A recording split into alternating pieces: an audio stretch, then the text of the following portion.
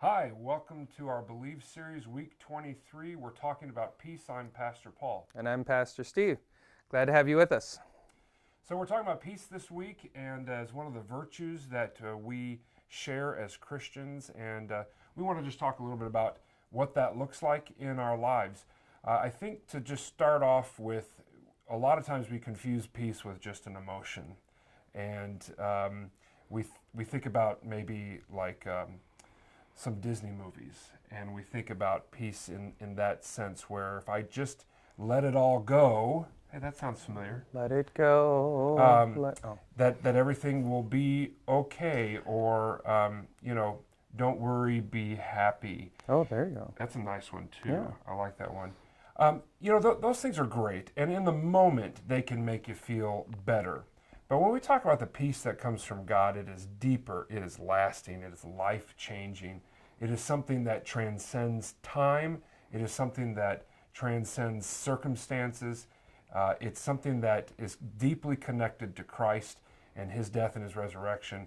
And it's something that gives us confidence in the face of no matter what we're facing in life. So we want to just start off by saying, first and foremost, that peace is more than just an emotion or a feeling that you have. And there's a lot of religions in the world that try to seek after peace. You think about there's a lot of peacemakers or people who claim to be peacemakers, and a lot of the ways in which they will try to create peace is by removing themselves actually from situations. You think about Tibetan monasteries or something like that, and you think people, oh, they're so peaceful. But that's a false peace. Running away from the world isn't going to be able to really get you peace, or trying to pull out of the world somehow, whether that's through some sort of a mystic meditation or drug-induced removal of from the circumstances. That peace isn't lasting. It's not real. Yeah, and just to tag on that, I've done yoga once in my life. Okay, now a 6'7" guy doing yoga is It's funny. It's funny. Yeah, that might not give you peace, but it'll give you laughter for sure. Right. That's joy was last week. Yeah, joy, exactly. So, you talk about yoga, and so many people say, "Oh, I don't know how I should do yoga," things like this, and here's the reality.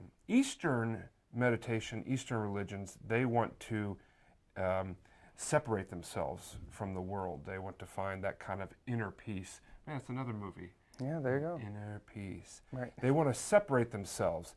But for Christians, peace is found in connecting to Christ. It's found being real in the world right now with all of the junk that's there, and surrendering it, giving it all to Christ. And so there's definitely a significant difference when it comes to peace that comes from God in Christ Jesus. And as you were saying, I mean, the peace that comes from Christ is rooted in this world. And when we look in Genesis chapter 1, we see God's created this world. He's called this world good. Right. And so we have to understand that we're both physical and spiritual creatures at the same time. And the physical world is good. We can't just abandon it. In fact, we're ambassadors for Christ in this world. And He was here to bring peace. That's why He came, for this world, for the people here physically. And taking a look at the way in which Christ handled those conflict situations, you realize that it can be done. He gives us that perfect example of someone dealing with people who were not friendly, not very kind sometimes to Him. You think about the Pharisees and the Sadducees. They ended up putting Him to death as a result of it. But He took all of that and was always peaceful about it. In fact, even stopped Peter, who wanted to start a war, in the Garden of Gethsemane. He goes, "No, that's not what that's not what I'm about. I'm about to bring peace to the world with His sacrifice." Yeah, Jesus says, "In this world you will have trouble, but I leave you my peace." And I think that peace is wrapped up in His victory on the cross, His victory over death, and ultimately as Christians, no matter what we face, we know that there's victory in the end for us. And I do think that sometimes we overlook that and we say, well, that doesn't really help me out now, but it should. It really should be something that we cling to and say, you know what, whatever's going on in my life, I'm going to hold on to Jesus, and I have victory through Him. And I think that changes our circumstances and makes us victorious even over the circumstances. And so I think sometimes, by the way, that you hear Christian preachers and they'll say, you find victory by making every circumstance better. I'm not sure that's what Jesus says.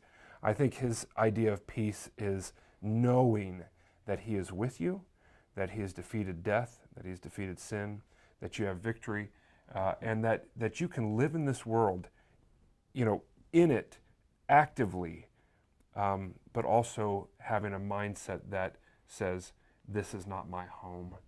I have a future glory that is greater than this. Yeah, so if you're struggling, you've got anxieties, you've got things that you feel like the weight of the world's on your shoulders, that's where Jesus says, if you're heavy burdened, come to me. Give me those burdens. Put all those, cast all those cares and worries, anxieties, get them on Jesus. He's conquered this world. He's conquered death. He's conquered sin. The ultimate victory is yours. And while circumstances can vary and there's challenges that you face, ultimately the peace comes from Jesus knowing that whatever happens here, he's got a better place prepared for us, and we're headed there with great confidence. Right. So how does that impact, how we live now? And in your workbook on page 179, the second question asks this: what visible attributes can be found in someone who lives at peace? I think that's a good question. We don't want to just talk about this like this is just kind of some inner thing.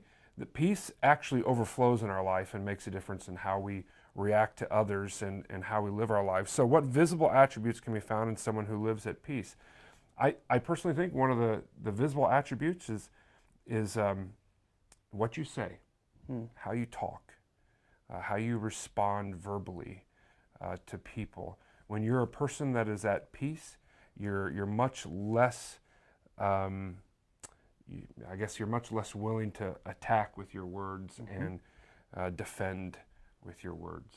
I would say a visible attribute of someone who has peace or who tries to live at peace is actually when there are problems or challenges or where there's relationship hiccups, they don't run away from it. They actually go and say, hey, what's going on here? I want to make sure we're at peace. And so they are active in keeping peace going, not just running away from things.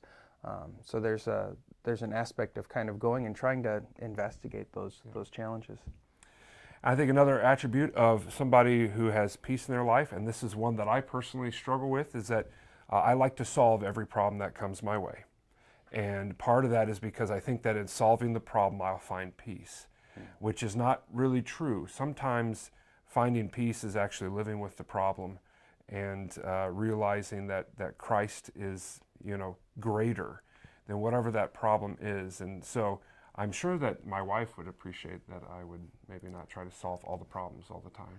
Yeah, and she's going to record this and play it back for you. She's going to have that. So, well, we want to kick that out to your group too. What are some other things that you see, physical attributes for someone who has peace? Maybe it's low blood pressure or something like that. Yes, right.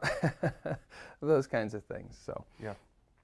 Well, you guys have a great week this week talking about peace. Enjoy your small groups. Enjoy your reading through the Believe series. We'll see you next week. All right.